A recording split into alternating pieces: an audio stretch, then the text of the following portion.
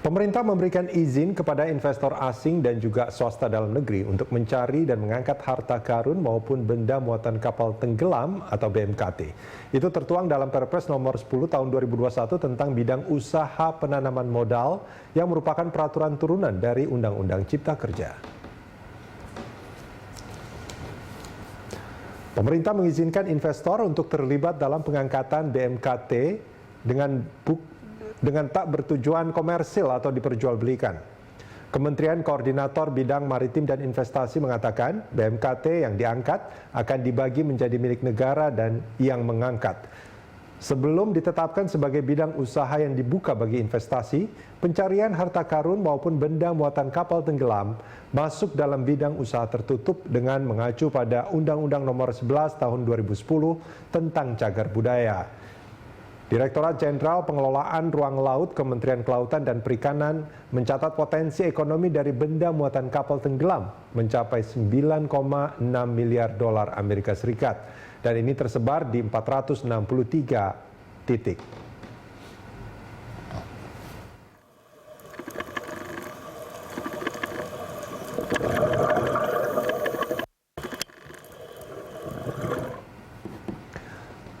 Sebelumnya masuk dalam bidang usaha tertutup, kini pengangkatan harta karun di laut dibuka untuk investasi asing maupun dalam negeri. Bagaimana mekanisme termasuk pengawasannya? Kita akan membahasnya bersama Deputi Bidang Koordinasi Sumber Daya Maritim Kementerian Koordinator Bidang Maritim dan Investasi, Safri Burhanuddin. Selamat sore, Pak Safri. Selamat sore, Mas Rudi. Pak Safri, terima kasih banyak. Waalaikumsalam warahmatullahi wabarakatuh. Terima kasih sudah bergabung bersama kami, Pak Safri. Ini menjadi pertanyaan publik sebetulnya ketika apa yang ada di Laut Indonesia, dalam hal ini kita bicara soal BMKT ya Pak, yang dianggap sebagai harta karun, yang juga dianggap sebagai cagar budaya, kemudian yang tadinya itu tertutup untuk investasi, kemudian justru malah dibuka. Nah ini menjadi pertanyaan publik. Mengapa pada akhirnya pemerintah mengizinkan? Pertama saya jelaskan kita harus sama persepsi apa itu BMKT, yaitu kapal yang tenggelam lewat lebih dari 50 tahun kalau kapal sipil, kalau kapal militer 100 tahun. Itu harus ada kesepakatan dulu. Nah setelah itu kapal itu ada milik dari negara di mana kapal itu berada. Nah, kalau kita katakan secara seperti itu, maka dulu sebelumnya ada kita katakan tertutup. Sekarang dengan turunan Undang-Undang Nomor 11 Tahun 2020, terutama Perpres 10 sudah disebutkan sekarang bahwa BMKT itu dibuka untuk investasi, tapi bukan prioritas utama. Jadi tetap dia dibuka tutup, tapi bukan merupakan prioritas dalam investasi di tanah air ini. Oke, artinya meskipun tidak prioritas, tapi diperbolehkan, begitu kan Pak membacanya? Diperbolehkan karena kita punya pengalaman lebih 23 tahun mengurus BMKT negara ini. Punya pengalaman bahwa pembagian yang dalam Kepres nomor 25 tahun 1992 itu yang jadi masalah selama ini. Kenapa masalah? Karena pembagian harusnya 50-50 itu dalam kenyataannya susah dipraktekkan. Salah satu contoh disebutkan adalah kalau kita mendapatkan satu benda yang sama cuma satu pieces, siapa milik siapa? Milik negara atau milik investor? Kira-kira gambarnya itu. Yang kedua, kalau dalam jumlah waktu tertentu tidak bisa terlelang, itu gimana prosedurnya? Kan harus ada batas waktunya berapa kali dilelang. Disebutkan kalau dalam 3 kali dilelang tidak bisa itu dibagi. Kenyataan itu menjadi satu hambatan juga. Yang ketiga pertanyaannya adalah kalau ini menjadi case, maka tentu harus ada sesuatu yang perlu kita ubah. Makanya dalam rancangan Perpres baru yang kita usulkan adalah tetap kita bisa lakukan investasi di mana perusahaan yang melakukan investasi atau sebagai investor melakukan, mereka mendapatkan hak untuk mengelola selama waktu tertentu. Di sini kita usulkan 5 tahun. Bahwa selama itu mereka berhak untuk melakukan pameran keliling dunia, mereka punya hak royalti untuk membuat dokumentasian sehingga mereka punya dapat hak paten. Nah, setelah selesai itu dikembalikan semua kepada negara dalam ini pemerintah Indonesia. Jadi tidak dulu dibagi dua, ini kembali ke Indonesia. Koreksi kalau saya salah Pak Safri, artinya pada aturan yang sebelumnya sebetulnya itu juga tetap ada investor yang melakukan, tapi mekanismenya sangat berbeda dengan yang sekarang. Kalau yang kemarin itu boleh diperjualbelikan karena tadi sempat disebut lelang dan pembagiannya itu dari hasil lelang itu adalah 50% untuk negara, 50%-nya untuk investor. Ya. Baik, jadi itu 50% untuk negara dan sisanya dibagi dua, itu yang terjadi sebelumnya. Kira-kira gambarnya. Artinya boleh saya simpulkan selama ini sebetulnya barang-barang yang kita anggap sebagai harta karun di dasar laut Indonesia itu sekarang sudah banyak juga yang dimiliki oleh orang lain.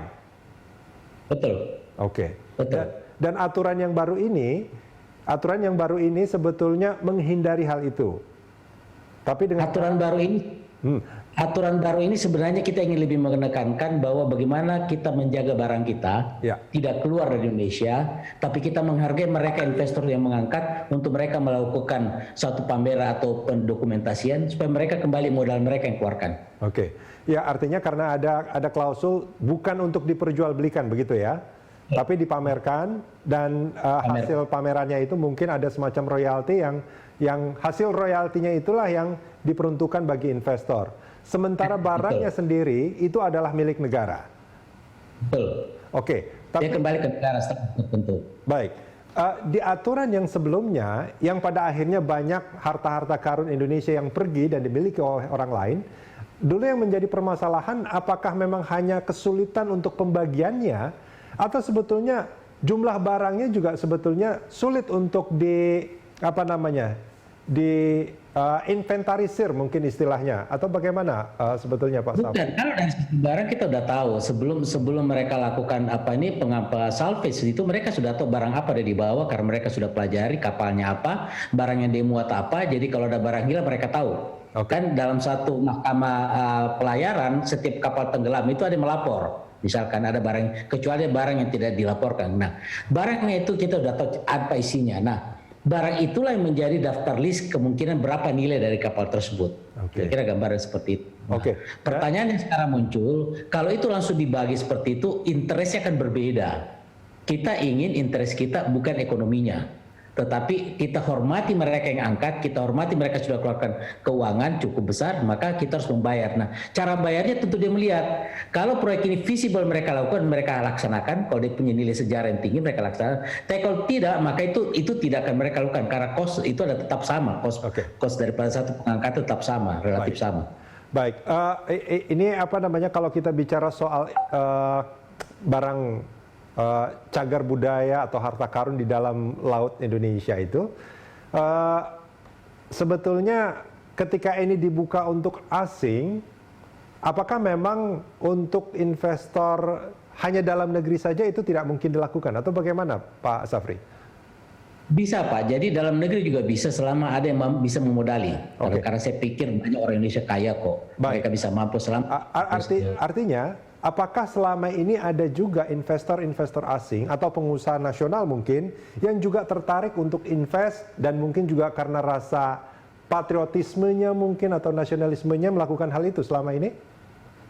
Ada Pak, ada cukup banyak kami tahu, ada cukup banyak, kami bisa sebutlah satu-satu. Tapi memang secara umum interest mereka pada barang-barang tertentu.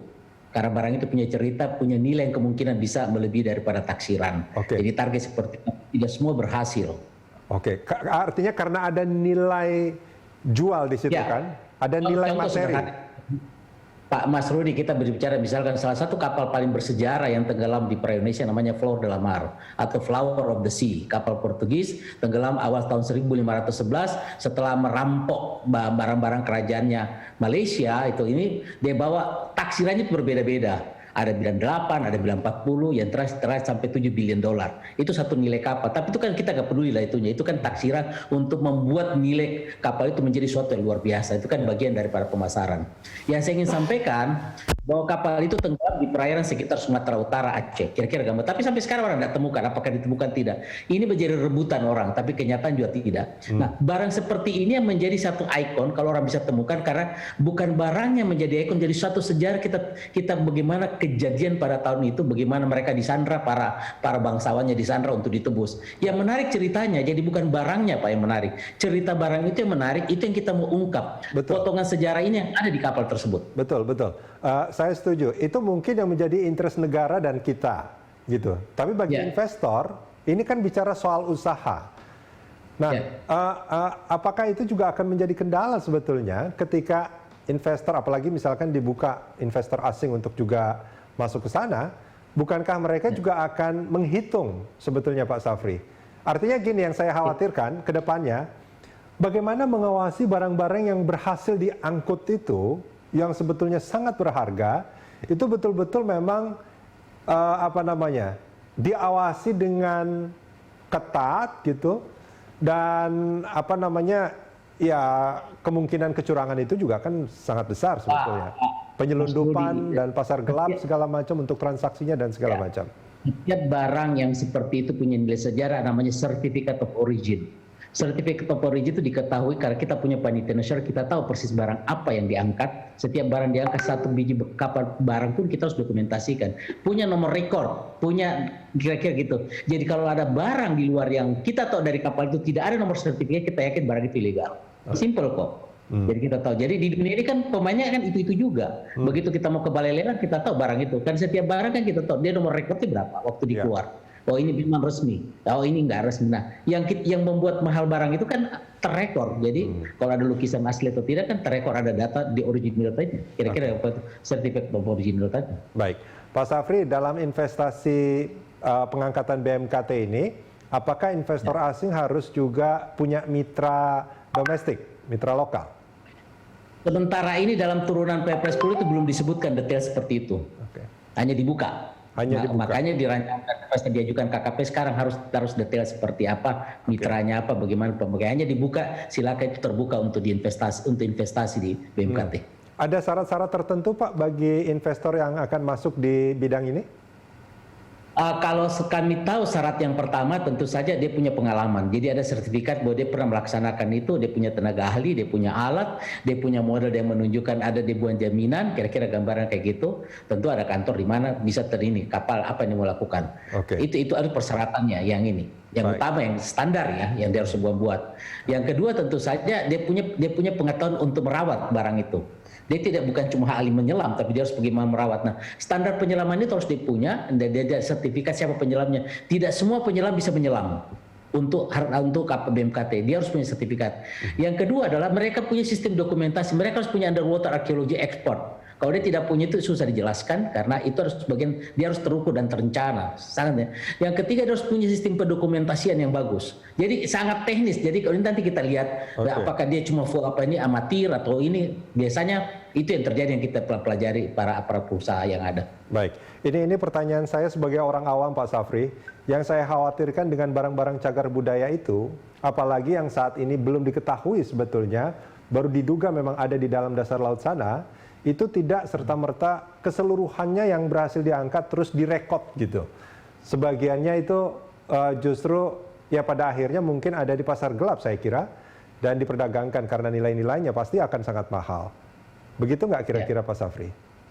Pengalaman kami umumnya barang yang didapat di barang BMKT itu hasil penemuan nelayan yang diambil secara tidak sengaja karena jalannya nangkap, tiba-tiba kan tidak ini. Nah, tidak sampai 10% betul-betul ada penelitian. Mereka pelajari dari berapa ratus kapal yang hilang dan membuat muatan tertentu, mereka tahu hilang di mana, itu ada kajian. Tapi yang banyak di Indonesia sekarang ini justru karena nelayan dapat, karena jalannya pakai pukat harimau atau pukat cantrang itu menyapu semua, adalah potongan keramik muncul satu kali. Lewatnya 2 kali, jadi mereka menyelam, kira-kira. Itulah yang sekarang diperdagangkan yang paling banyak. Dan ingat, barang yang diperdagangkan tidak punya sertifikat origin, tidak punya cerita, itu tidak lebih mahal daripada satu porselin yang real, barang antik yang BMKT benar-benar. Karena yang kita beli adalah sertifikatnya. Barangnya sih, contoh kita lihat, barang texing, yang ada di penjual kopi yang ada di Bangka Belitung itu harganya cuma 10.000, 20.000. Tapi begitu ada sertifikat itu bisa naik 100, 200 sampai 1 juta. Ini tergantung. Jadi barang yang sama tidak ada sertifikat, nilainya tidak ada apa-apa. Oke, baik. Kecuali bagi mereka yang tahu nilai barangnya ya, sebetulnya Pak Safri. Mereka tahu nilai barang, tapi kalau dia tidak bisa membuktikan itu barang dari mana, dia tidak bisa meyakinkan dengan ada sertifikat of origin-nya, itu untuk di pasar lelang internasional itu susah diterima. Kecuali dia hanya untuk para kolektor biasa masih bisa diterima. Karena kita bisa lihat kok dagangannya ada kok. Atau pasar gelap sebetulnya. Ya, tetap ramai Pak, bukan cuma BMKT, yang lain juga ada. Ya, baik. Baik Pak Safri, terima kasih banyak Pak sudah bergabung bersama kami di sore hari ini. Terima kasih. Baik, Safri Burhanuddin, Deputi Bidang Koordinasi Sumber Daya Maritim Kemenko Maritim dan Investasi.